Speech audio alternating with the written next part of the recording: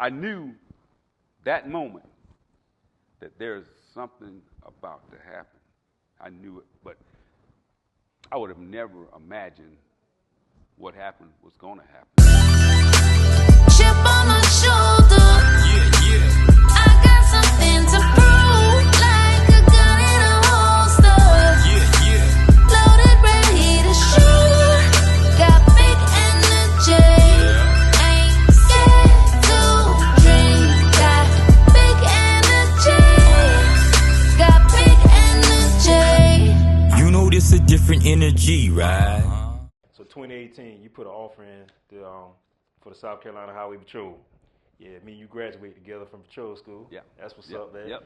Yes, sir. So, was it the lack of activity going on in Allendale, or the stagnatism in Allendale led you want more of a challenge? More of a challenge. To go to Highway Patrol? Was that why you went? Yep, that was one of the reasons. And again, the other reason, there were several reasons. Man, I always wanted to wear that smoke and the bear hat, man. My brother talked me out of joining the Marines. He was a Marine, and he had some negative vibes with the Marines and talked me out of it. That's another reason I ended up going to the Navy. You made a good decision, man. Y'all make more money in the Navy, right? well, it all depends. The difference is you could probably rank faster in the Navy because it's based on your knowledge, you know. Yeah, man. But I always wanted to wear that smoke and the bear hat from way back as a kid. Yeah. And, man, I'm going to tell you, I could roll the tape back to where before they even put State Trooper on the front of the car, I think they had Highway Patrol up there. And this goes back to, I want to think the 80s, man. And I was a youngster coming through high school. And I said, man, when they changed that label and put State Trooper, man, it's like it had a turning going on the end. I said, man, that's what I want to do. It does something to you. I ain't going to lie. It does when you, no disrespect to any law enforcement, we love you all, man. And I done been on both sides, city and everything. But when you see the city and the sheriff, you look okay, cool. But when you see that Highway Patrol, you be like, whoa, you tighten up. I'm a trooper and do it. Yeah, exactly, man, exactly. So, man, exactly. I've done both with the city, county, but these guys are with us all the time. They're at the high school games. Yeah. They're, in the community. So you see them and you get adjusted to these guys. You know that. But every now and then you'll see that trooper come through town, man. And it's like, man, there was something special about seeing these guys in town, Working the collision, who do you call? Man, so I said, you know what, man? I think, why I have to wait for these guys? Let me just join up with these guys and see if I could get a job with the And it makes you feel good. Man. It makes you feel good when you see the older community, when they see you out there, they just pull you aside and say, young man, I'm so proud of you. Listen, that's a fact. It makes you feel good, man. That's a fact, man. Yeah. We get it often, especially when you're in the community. Yeah. So, again, it's a great career. Yeah. It's a great career. 2018, man, that was a great change for me. I agree. I knew it was challenging. I could think back to the many mornings getting up and having to run those 3 miles, man, I'll tell you right now. If I knew the benefit of it, man, if I knew the benefit then, I'd have kept pushing, man. But it prepares you for what you may face. I never thought I'd have to get out and chase people. You know what I mean? I'm thinking, man, I'm too old for this. Man, I'm too old in foot chases, man. That's what's up, man. Yeah. All right, so we're going to get to it, right? All right. Let's discuss April 16th, 2023, okay? Yes, sir. He was conducting a routine traffic stop in Bamberg County on US 78 near the city of Denmark. Whatever you could tell me what happened and what was going through your head. See, okay, so it's great. The timing is great for this, man, because back a couple months ago, I don't think I could sit down and talk about it, but the timing is just right. On that morning, man, we were working. Matter of fact, the 15th was Saturday night, so Corporal and myself worked alone within that post. And we were at the office. After, a few checkpoints, we decided to go to the office. We had evidence to turn in, paperwork to get done. It's coming up on Sunday morning, so we need to get the stuff knocked out. Go home, get rested for the next night. So we split up about, I'd like to say 3:15. He went his way. And I decided, man, let me get me a cup of coffee.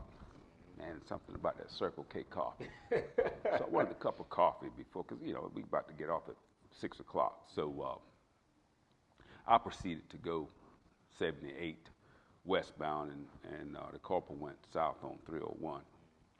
But in my, it's about, I assume 10 miles into my, you know, westbound drive to get coffee, I encountered the vehicle eastbound at about 77 miles per hour. And, you know, 77 and a 55, I'm thinking, this guy, I don't know where he's at, because this is a rural area, and the reindeer own the road at You're night. in line, man, especially You know, that area, bro. all we do is patrol it, but they own the highway. I mean, they could cross any way they want to cross, you know what I mean? So I'm thinking, this guy can't be from here, because the local residents know better. We don't have to patrol at night. They'll take care of that. So, you know, you can always think, should I let him ride or should I check him? So this particular night, I decided this particular morning, I decided I need to check this guy because he's subject to get himself hurt. Most of the times you come up on a collision, the deer involved, somebody's swerved off the road in the woods, and I said, this is one opportunity I may have curbed this guy from getting hurt. So I turned around on him, and I could tell you, he obviously knew I was a trooper, because the moment I pulled to, you know, how we hit the shoulder and make our turnaround, I could smell the fumes from the exhaust. I said, I'm about to be in a chase. First thing I thought. And I said, no, I'm definitely not going to be doing this time of morning. So if he don't get stopped before I get to Denmark, I'm going to let him roll. So I started picking up speed to catch up to him. And normally, I blue light him when I could get close enough to get that license plate, because he decided he don't want to stop. I already got it called in. So as I approached, man, he sped up. So here I am. I'm speeding up to catch up to him. And when I got close enough to see his license plate, I blue lighted him. And I was looking for this guy to blow. It was abruptly, boom, slow down and hit the curb. And I had to jam. Wow, so listen, that gut instinct is real. I knew that moment that there's something about to happen. I knew it, but I would have never imagined what happened was going to happen. This episode is sponsored by MK Rentals, where we got you covered. Get all your rental needs. You can contact Kevin or Marsha Evans at 803-410-4812 or 803-543-8879. They're located at 1490 Greeleyville Highway, Manning, South Carolina. Again, 1490 Greeleyville Highway, Manning, South Carolina. MW Graphics, where we specialize in clean and professional designs for your business, organization, or personal needs. You can contact the owner of MX Graphics, Mark Winley, on Facebook at Mark Winley, MX Graphics. If you're interested in being a sponsor, contact myself, Ernest Miller, at 803-565-9752. That's 803-565-9752. Or you can hit me up on my email at eaenestmiller83@gmail.com. Again, that's eaenestmiller83@gmail.com. You can also make contact with my producer, Victor Wesley of Vic West Production. His telephone number is 803-225-0021. That's 803-225-0021. Also, his email address is vicwestp@gmail.com. That's vicwestp@gmail.com.